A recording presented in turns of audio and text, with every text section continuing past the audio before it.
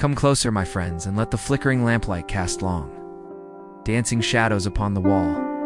For tonight we speak not of the familiar epochs of man, but of a time far, far deeper. When the very earth thrummed with a different kind of sentience. When the ancient forests whispered not of human ambition, but of the silent majesty of creatures who walked as rulers.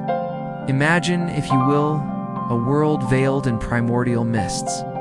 Before the first crude tools of humanity scratched the soil, before the first flickering campfires scarred the night. In this forgotten age, amidst colossal ferns and towering ancient trees, there thrived a civilization unlike any recorded in our annals. A civilization not of man but of beasts. Not savage brutes, no, but beings of profound intellect, intricate social structures, and a wisdom born of eons. Their story begins with the Great Aethel, a species of immense iridescent feathered serpents, whose scales shimmered with the colors of the dawn and whose eyes held the depth of ancient oceans.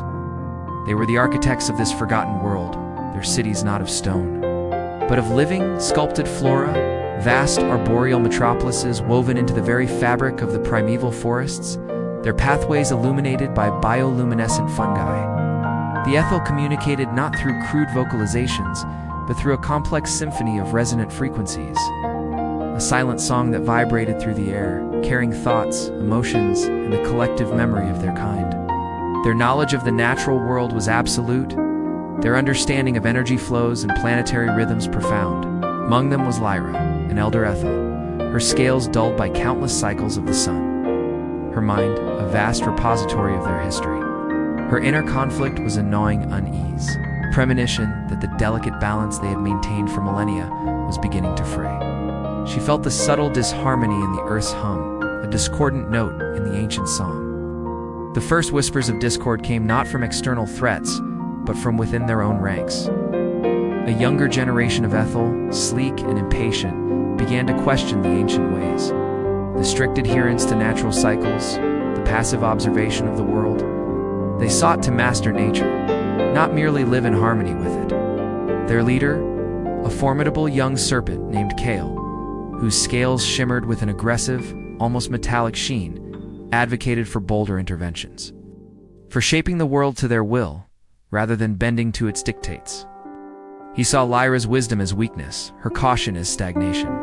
The haunting image of Lyra, her ancient eyes fixed on the distant, glowing spires of their arboreal city, as Kel's resonant frequencies, sharp and challenging, cut through the peaceful hum of the Elders' Council, remains etched in the silent annals of their decline. She saw in his ambition not progress, but the seeds of their inescapable tragic fate, a deviation from the path that had sustained them for so long. The very air around their living city seemed to thicken, charged with an unspoken tension, a premonition of the profound, gloomy changes that were about to engulf their ancient, vibrant world. The first cracks in their utopian vision were beginning to show, painted with the dark hues of hubris and a thirst for control. As Kel's influence grew, so too did the ambition of the Aethel civilization. They began to experiment with the very essence of life, manipulating flora to grow into colossal structures, bending the flow of rivers with resonant vibrations, far more powerful than themselves.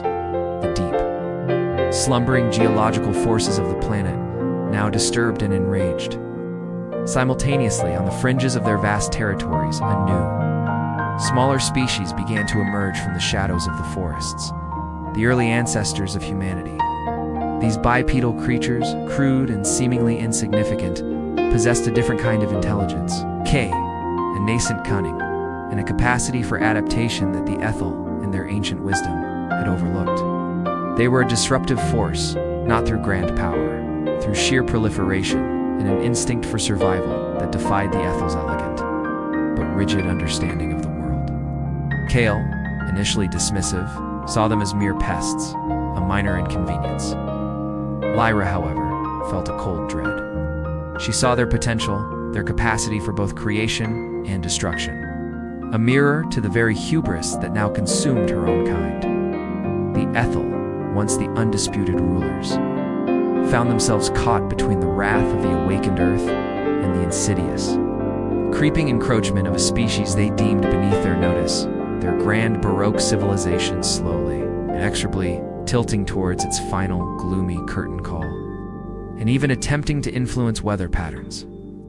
Their cities, once organic extensions of the forest, now began to impose themselves upon the landscape, grander, more dominant, yet subtly less alive. The ancient hum of the earth, once their guide, became a tool to be wielded.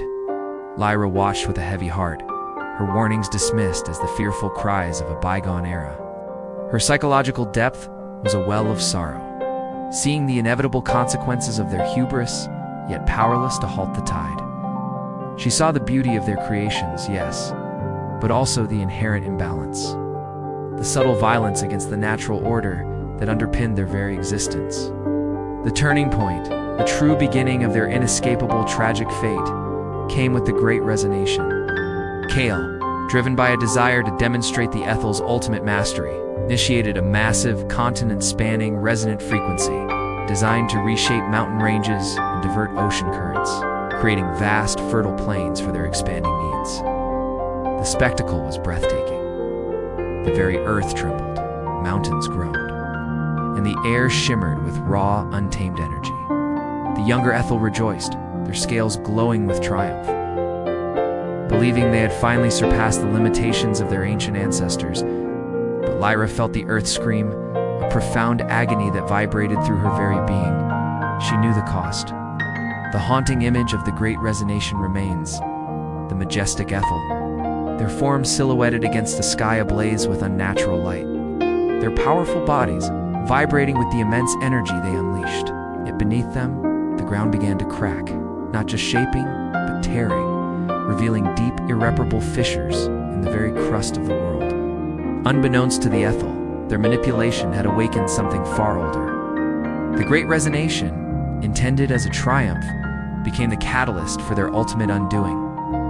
The earth, scarred and angered, retaliated with a series of cataclysmic events. Unprecedented earthquakes tore through their sculpted cities. Tsunamis swept away coastal settlements, and volcanic eruptions choked the skies with ash, plunging their world into a perpetual twilight. The Aethel, accustomed to controlling their environment, found themselves helpless against the raw, primordial fury of a planet they had pushed too far. Their advanced knowledge, once their strength, became their weakness.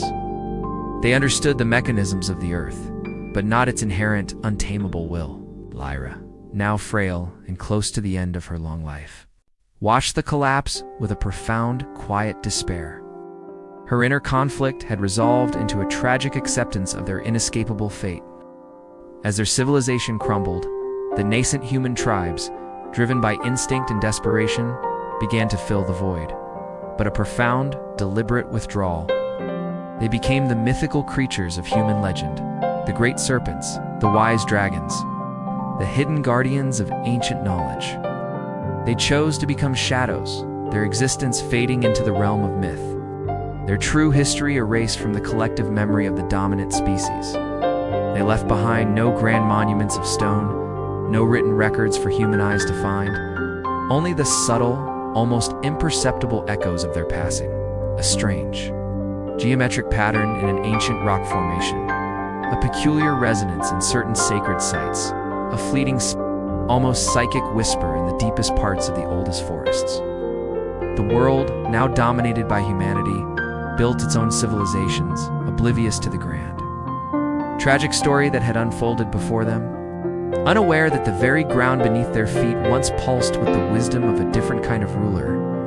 And so, the question lingers, a cold whisper on the wind. What other untold histories lie buried beneath the layers of our own perceived dominance? What other ancient powers, slumbering or withdrawn, might still exist, waiting for a time when humanity, in its own hubris, finally pushes the world too far and awakens the echoes of a forgotten, more ancient reign? The story of the Aethel, though unspoken, remains a profound, gloomy, and emotionally rich painting. A cautionary tale of power, ambition, and the inescapable cycles of rise and fall. They were crude, yes, but resilient. They learned to adapt to the chaotic world, scavenging from the ruins of the Aethel's grand cities, unknowingly repurposing their advanced materials, even adopting some of their resonant techniques in rudimentary forms. giving rise to the first whispers of magic and myth in human lore. The Aethel, diminished in number, their remaining members scattered and broken, retreated into the deepest, most inaccessible parts of the world, seeking refuge from the very earth they had once sought to command. And from the burgeoning, aggressive species that now claimed dominance, the haunting image of the last surviving Aethel, their once iridescent scales dulled by ash and sorrow, their resonant song reduced to a mournful, silent hum. Disappearing into the swirling mists of a ravaged landscape remains a chilling testament to their tragic end. Their ultimate fate was not extinction,